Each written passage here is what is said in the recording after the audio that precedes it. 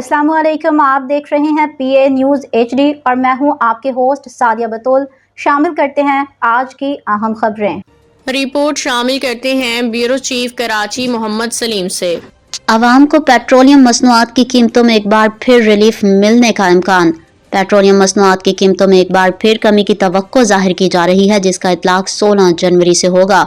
हुकाम के मुताबिक पेट्रोलियम मसनूआत की कीमतों में मुसलसल चौथी मरतबा कमी का इम्कान है, जिससे नए साल के आगाज़ पर दिए गए रिलीफ के बाद सारिफिन को मज़ीद सहूलत मिलेगी।